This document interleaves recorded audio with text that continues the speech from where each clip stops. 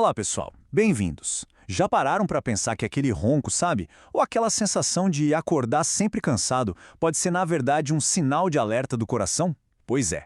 Nesta análise, a gente vai fundo para descobrir o perigo que se esconde por trás de uma noite mal dormida e como a nossa própria respiração pode virar uma ameaça bem silenciosa.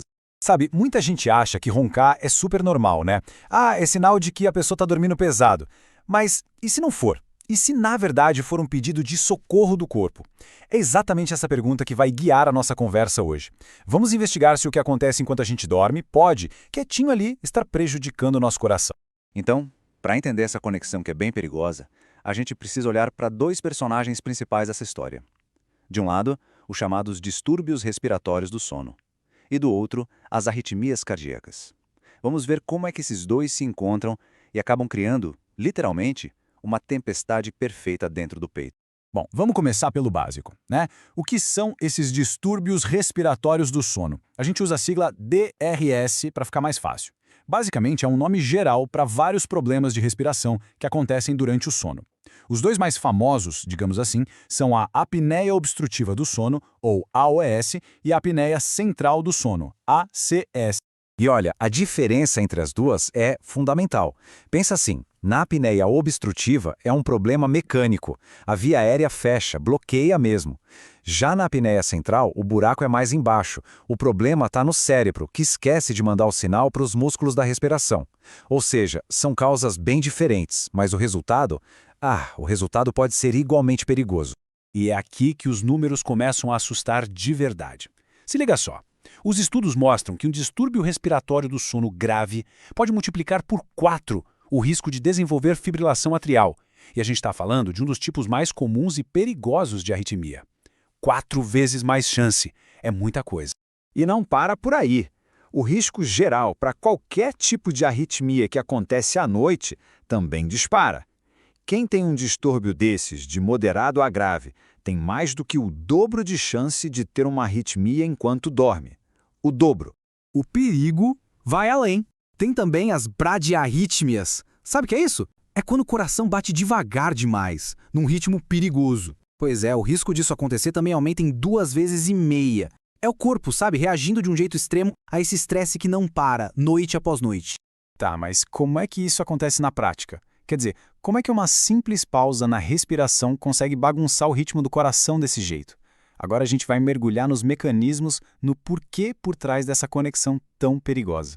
Basicamente, a gente pode apontar 3 grandes culpados que trabalham juntos para causar esse estrago. O primeiro, as quedas de oxigênio uma atrás da outra. O segundo, um desequilíbrio total do nosso sistema nervoso. E o terceiro, um estresse puramente físico por causa da variação de pressão dentro do peito.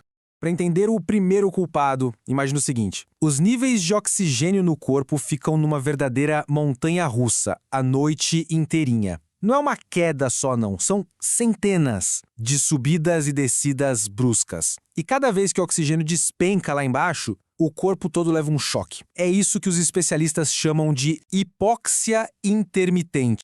E essa queda brusca de oxigênio dispara o alarme de emergência do nosso corpo. Sabe aquele sistema de luta ou fuga? É exatamente ele que é ativado. O coração acelera com tudo, a pressão sobe e a parte elétrica do coração, que é super delicada, fica totalmente instável. É o cenário perfeito para uma arritmia das caras.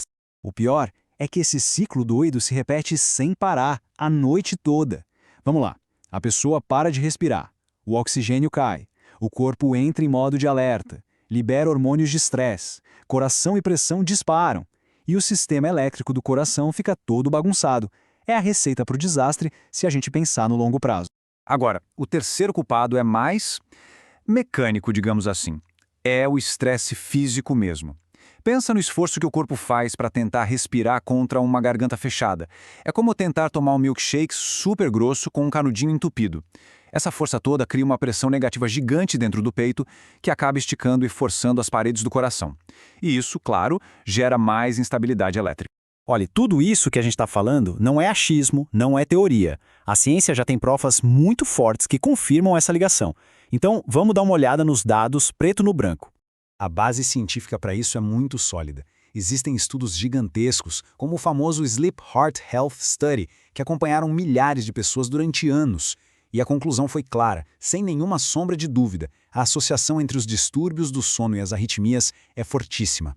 E os dados desse estudo são de cair o queixo. Olha só, a fibrilação atrial.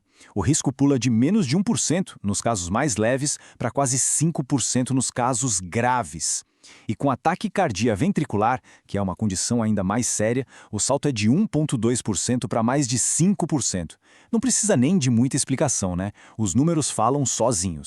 Ok, o cenário parece bem sério, né? Mas a boa notícia, e é uma ótima notícia, é que tem solução. Então vamos virar a chave agora e falar sobre o caminho para resolver isso, o caminho da saúde. O tratamento considerado hoje como o melhor, o padrão ouro, é a terapia com CPAP. O que é isso? É um aparelhinho que manda um fluxo de ar bem suave e contínuo por uma máscara. Esse ar não deixa a via aérea fechar. E ao fazer isso, ele simplesmente quebra aquele ciclo vicioso que a gente viu. Acabam as quedas de oxigênio, acaba o estresse no coração, simples assim.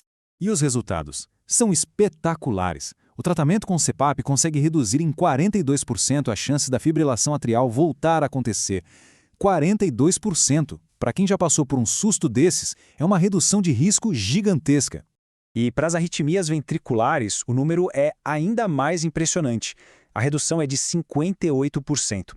Ou seja, tratar a apneia do sono com CPAP não é só sobre dormir melhor e acordar mais disposto. É sobre proteger diretamente o coração de eventos que podem ser muito, muito perigosos. Bom, depois de tudo isso, o que a gente leva para casa? Qual é o resumo da ópera? Vamos repassar os pontos mais importantes que vimos aqui. Então vamos lá. Pontos cruciais para a gente não esquecer. Primeiro, distúrbio do sono não é frescura, não é só um incômodo, é um fator de risco sério para o coração. Segundo, essa ligação com as arritmias não é achismo, é fato comprovado pela ciência. E terceiro, que talvez seja o mais importante de tudo, existe tratamento eficaz e ele pode diminuir e muito esses riscos para a saúde. E tudo isso nos leva a uma última pergunta, uma reflexão mesmo. Com todas essas provas na mesa, será que não está na hora da gente levar a saúde do nosso sono mais a sério? Fica aí a pergunta para a gente pensar. Muito obrigado por acompanhar esta análise com a gente. Se essa conversa foi útil, se abriu os olhos para alguma coisa, considere se inscrever aqui no canal. E mais importante, compartilhe com aquela pessoa que vive se queixando de noite mal dormida. E se houver mais dúvidas sobre o tema, uma boa dica é procurar o Dr. Sérgio Leite, que é fisioterapeuta especialista em terapia respiratória. A gente se vê na próxima.